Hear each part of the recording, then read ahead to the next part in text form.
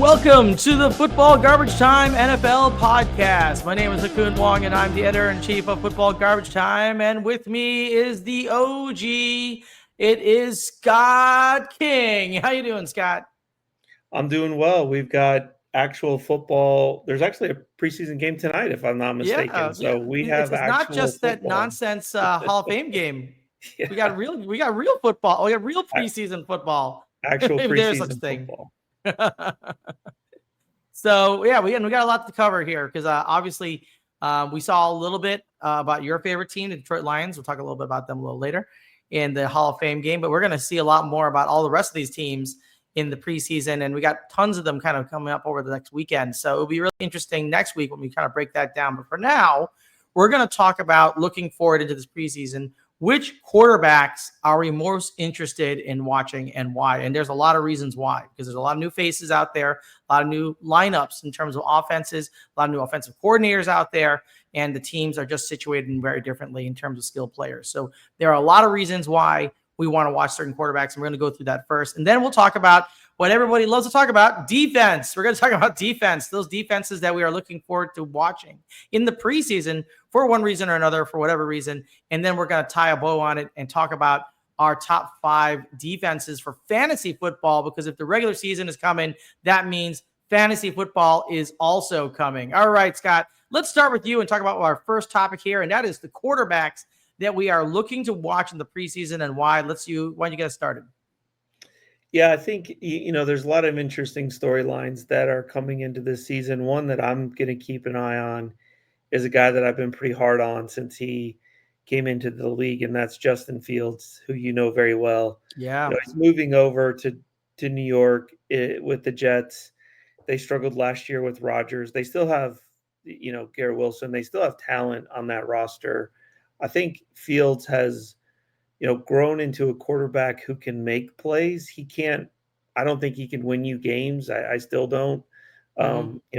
His running ability makes him interesting. He's a much more interesting fantasy quarterback than actual quarterback. And then you got Tyrod Taylor, who continues to make his way around the league, continues to, make plays when he gets a chance. I think you're going to see both guys play this year. I think, it's going to be an interesting season. Justin Fields is going to frustrate you. He's going to go, 3 for 8 for 75 yards, but then he's going to run for 150 and 2 touchdowns or something crazy and be fantasy quarterback 2 for the week. So I think it's going to be interesting to see what happens there in New York. And, I hope he has some success, but he's not taking anybody to the Super Bowl. No, probably not. And for those of you who are wondering, I did not just become invisible. That is absolutely not what happened. Not what happened there. It's just StreamYard has decided that I'm not good enough for video, but I'm good enough for radio. I think that's what's going on here. I'm not exactly sure what's going on. Here I am, guys. That's the special effects for today. But yeah, there's a lot to talk about there with regard to the New York Jets. I think it's really interesting what they got there. I mean, as much as they talk about Tyrod Taylor being a great quarterback, quote unquote, obviously the Jets will go the way that Justin Fields goes. And you've never been a fan, right? I mean, you watched him all the way through college. And I remember when he was drafted by the Bears, and I was actually pretty excited getting him in the first round. You were like, I'm sorry, dude. I wish I could say more, but he's just not really cut out for the NFL. And it seems like you feel the same way now, even with the change of situation. Yeah, if you look back in college, so everybody fell in love. He had that game against Clemson. I think he threw for 400 yards and 6 touchdowns, and he caught them.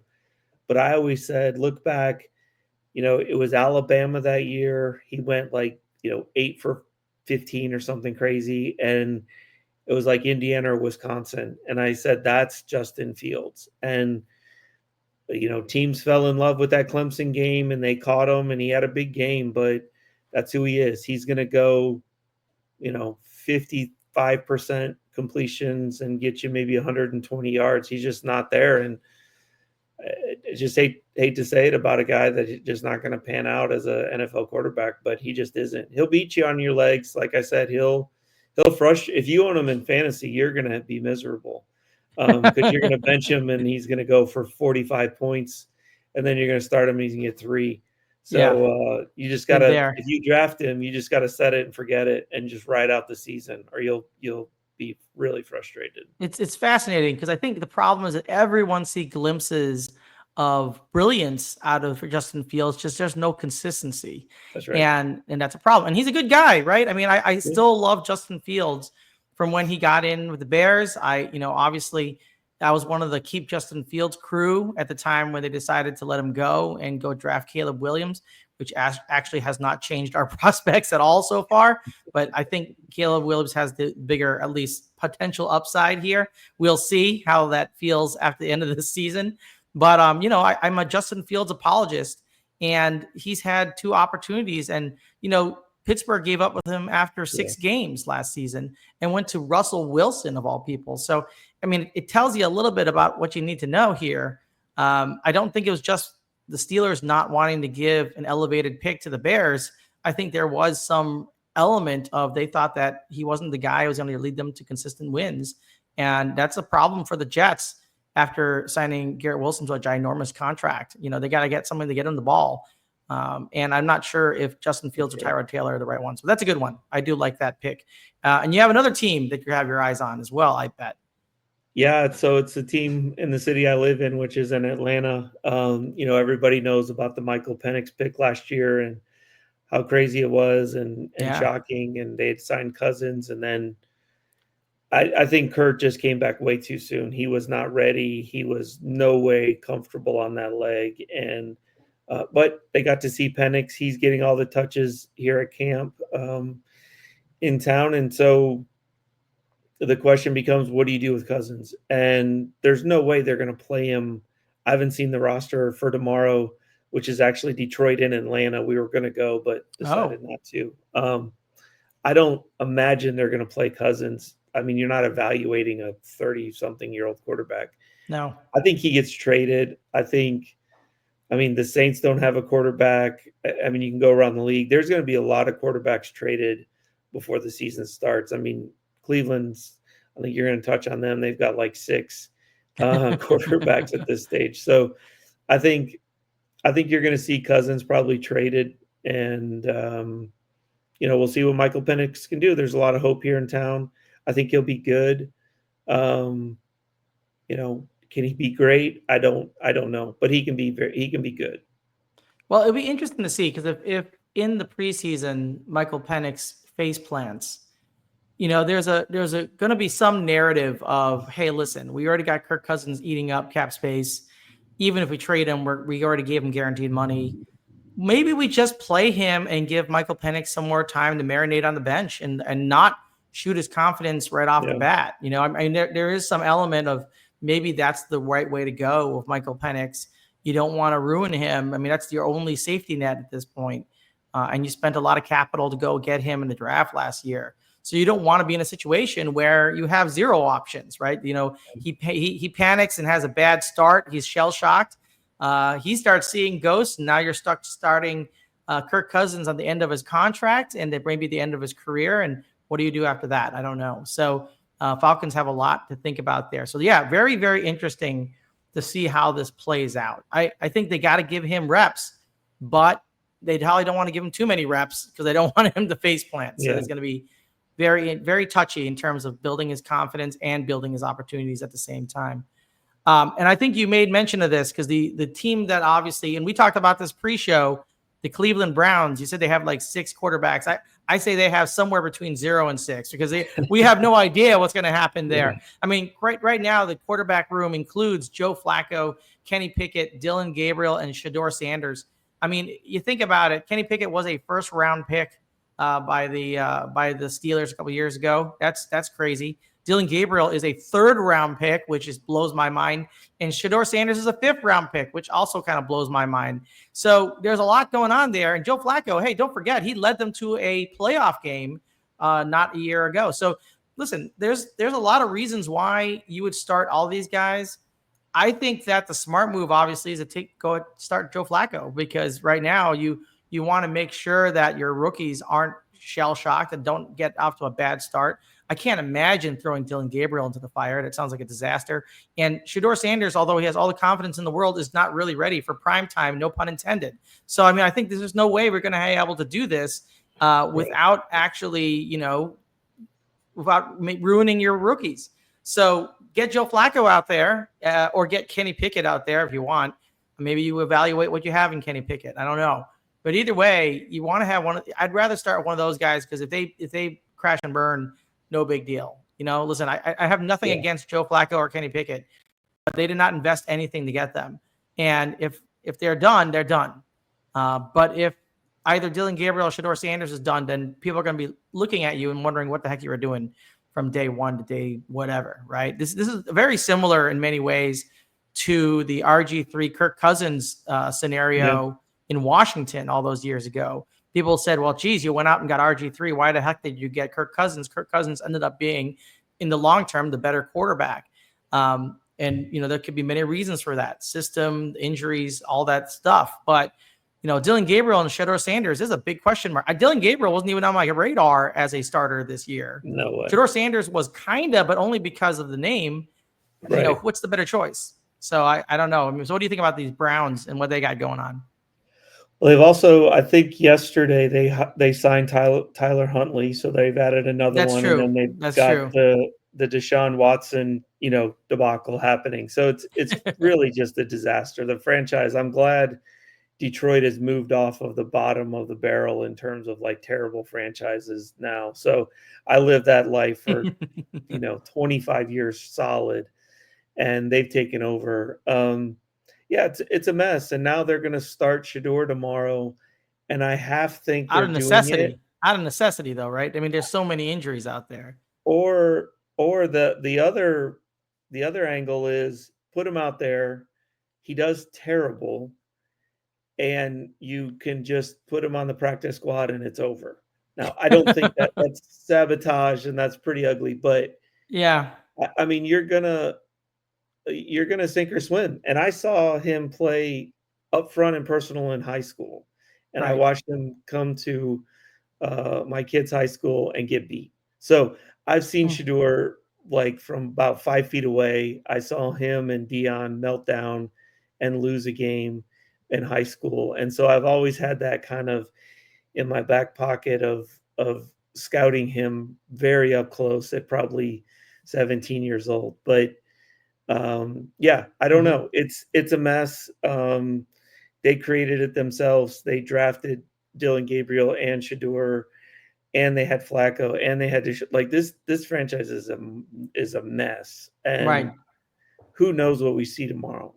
I mean, hey, if he goes out and throws for 500 yards, I mean, I'm happy for him as a person, and I hope he does well. But right. I think the more likely outcome is he's going to look terrible, and it's going to be a one-way ticket to like the practice squad or something. I don't know, but I'm guessing it's going to go really, really bad. Yeah, I can't imagine it's going to be awesome. I mean, it may be passable, but I can't imagine it's going to be awesome.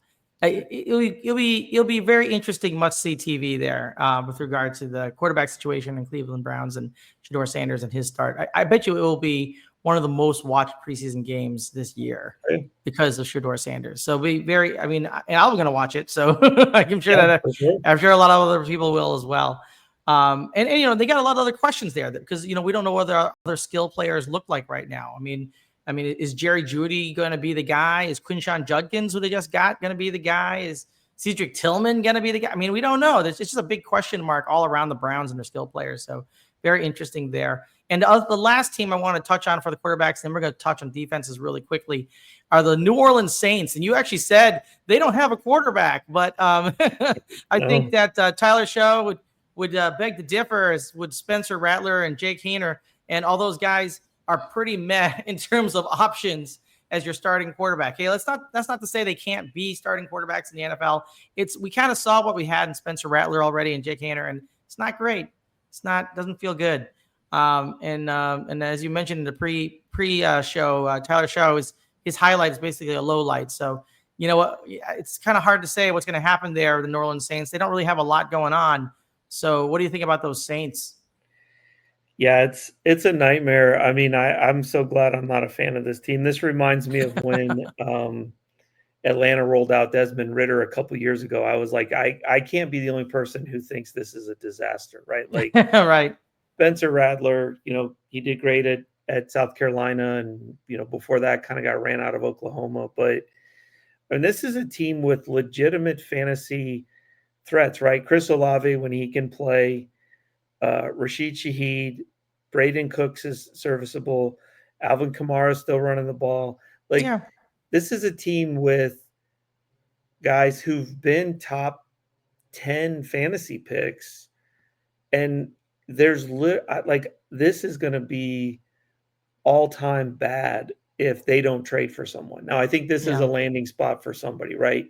Kenny Mhm. Pickett, Kirk Cousins, like you just go down that list, right? Like Yeah, Kirk one of Cousins these would be a dream quarterbacks. come true for them. That would be a dream Yeah, come true for them because they need some veteran presence there, and they got nobody. Um, you put Kirk Cousins on this team. Chris Olave is a top 15 wide receiver easily in yeah, fantasy, right. easily. And Rashid Shaheed's probably top 20. So it's a team with, I mean, it's, you look at these franchises, it's just like, how do you get in this position? Like, Right. this is when I say, like, I'm not a general manager, but I know I could have done better than what the Lions had for 25 years. I guarantee I would have had at least one decent draft. Right. Like, how do you get your franchise in this position? It just boggles my, like, it's just mind boggling when Yeah. Cleveland's got six guys, and you could argue five of them are better than what the Saints have.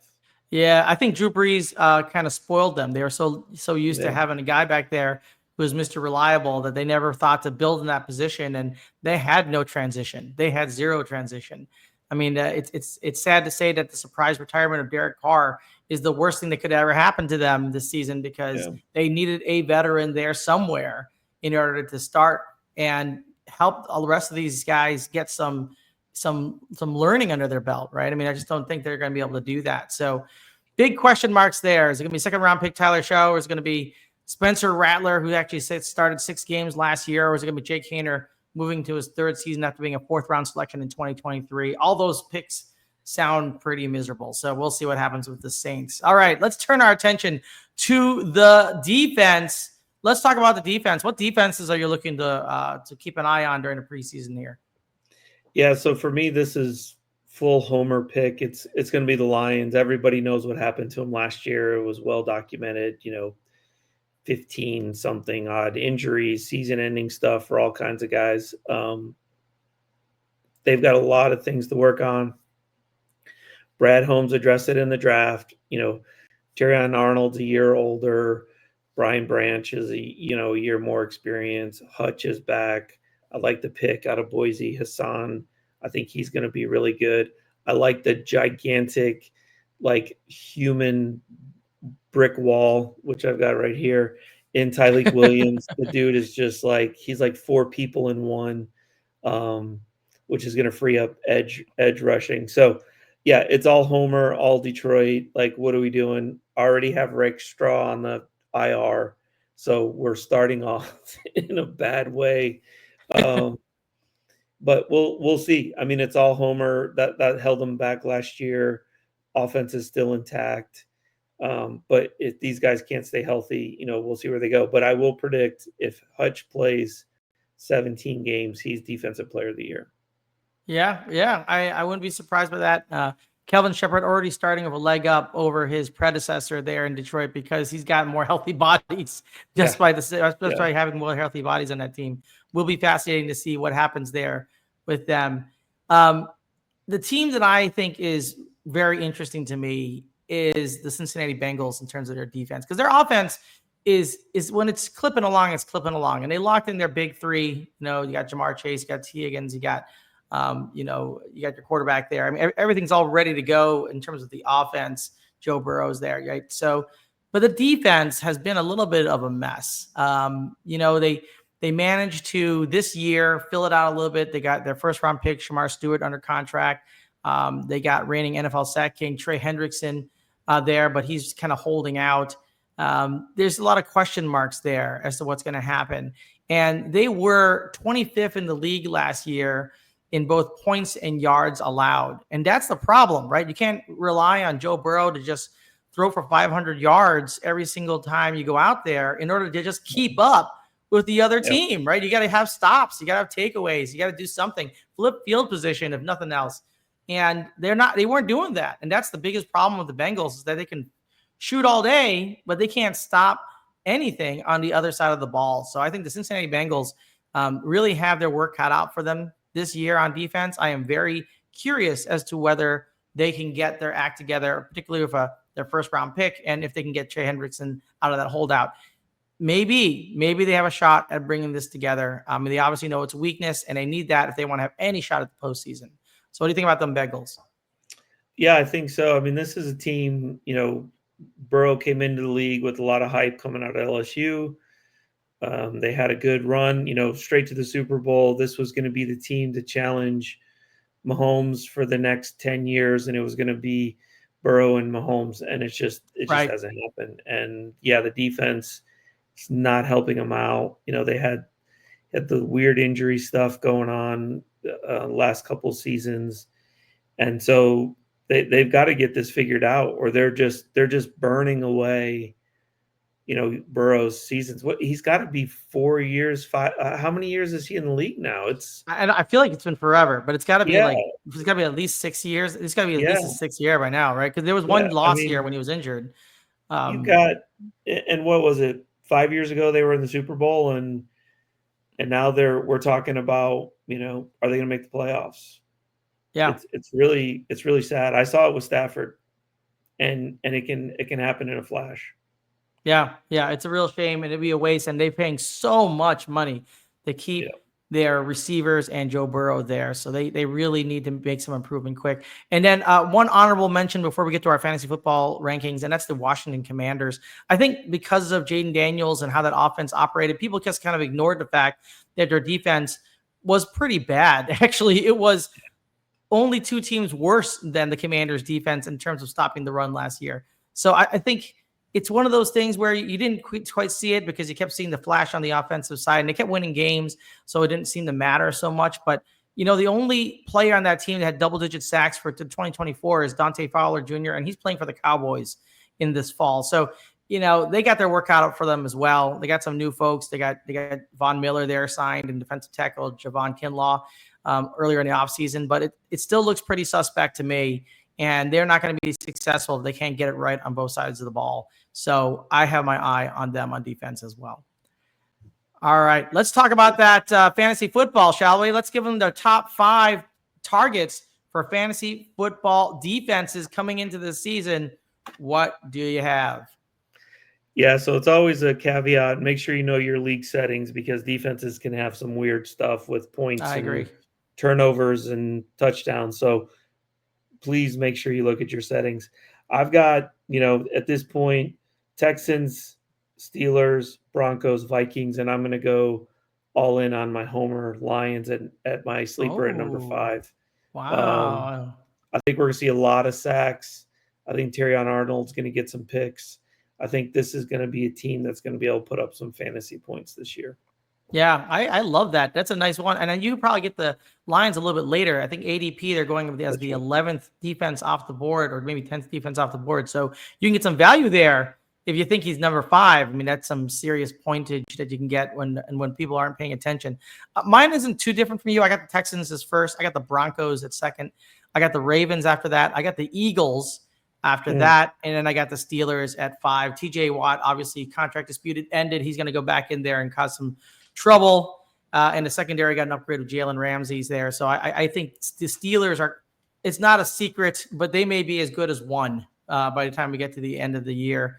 But I think they're probably sitting right now at 5 just because of the upside that we see from all the rest of it. I mean, the Eagles is one of those that they just got so much talent, Yeah. But they also lost a lot of talent. So, it's a big question mark. Will they continue their dominance? I don't know. They lost Milton Williams, Josh Sweat, and Darius Slay.